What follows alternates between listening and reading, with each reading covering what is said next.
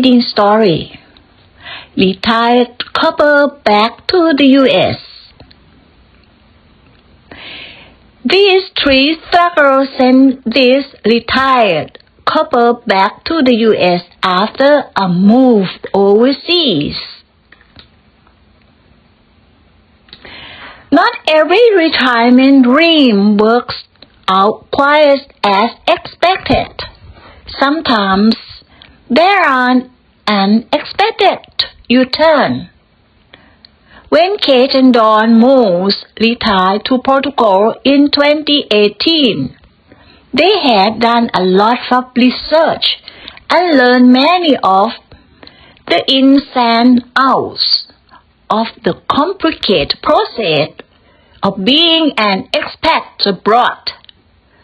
Yet still, they faced some challenges and ultimately returned to the United States after 3 years to settle in Denver.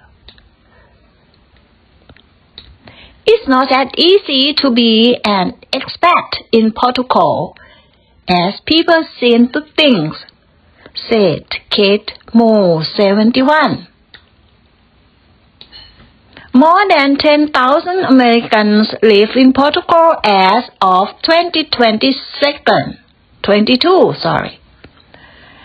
representing a small fraction of roughly 1 million foreigners who call the country home and who represent about 10% of the country's total population. According to Migration Agency, AIMA, there are a few visa options for Portugal. The more popular options for retreats include Portugal Retirement Visa or D7 visa, which allows retirees to use state aid, passive income such as Social Security or income from investment to fund living expenses. Another option is Portugal Golden Visa or D9, which allows people to make an economic investment in Portugal and potentially gain EU citizenship after 5 years. In Portugal, the Moors live outside a tiny village called Monte Calvejo in the region of Alentejo, about 2 hours from Lisbon and 15 minutes from the border of Spain. They enjoy a wide mix of friends, connecting with expats from France, Belgium, Germany, Holland, and England. There are things about Portugal we really love. The climate was fabulous, the beauty, the land. We had 20 acres with olive trees, orange trees, fig and plum trees. It was beautiful, said Dan Moore, 76. He liked being able to travel throughout Europe easily, while Dan cited the economic benefits of living in a low-cost country than the U.S.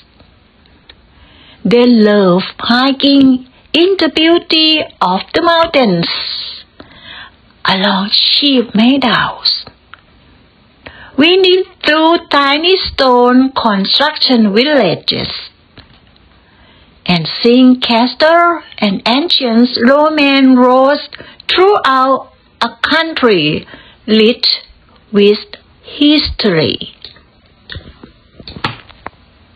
Thank you.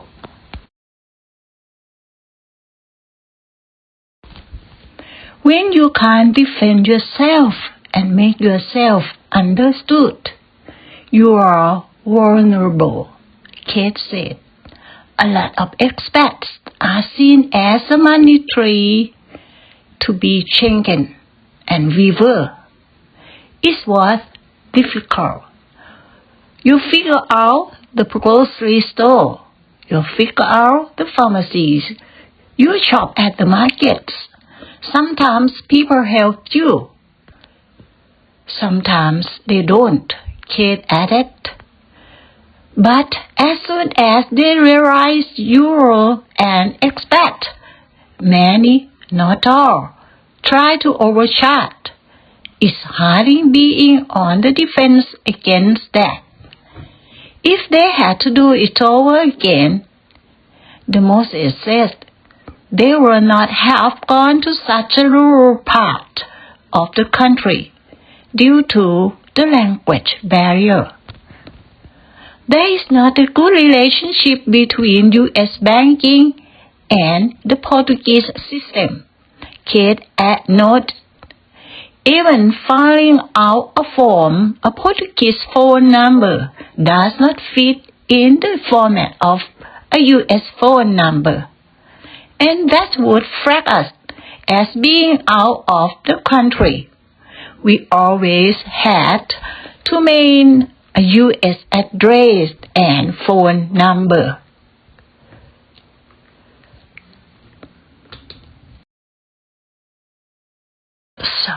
Their pensions and Social Security payments also require a U.S. address, Dan said.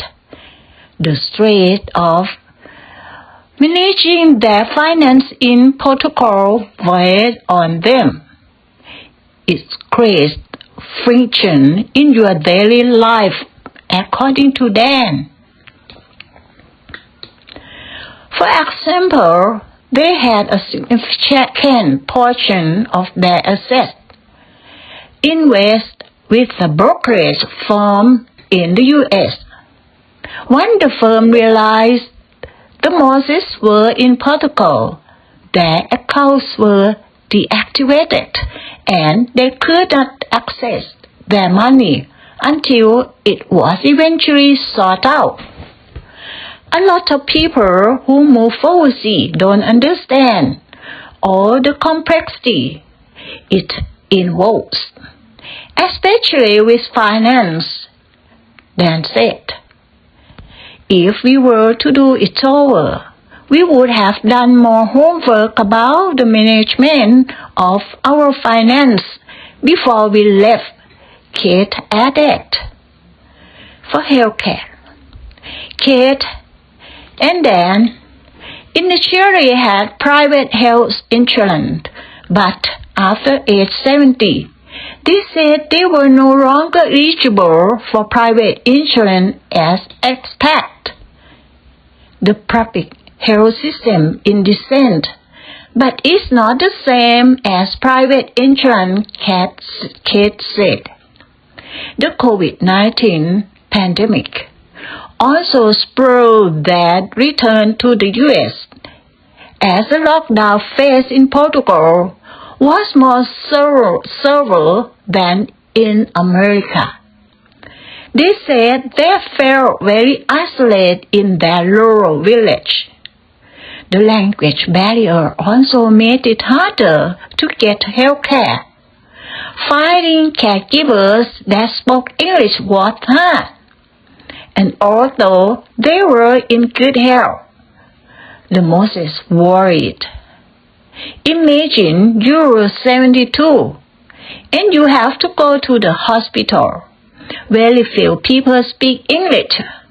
What if you are in pain? How do you express that experience and explain that? Kate said. You are ultimately very handicapped if you don't have native language skills. Thank you.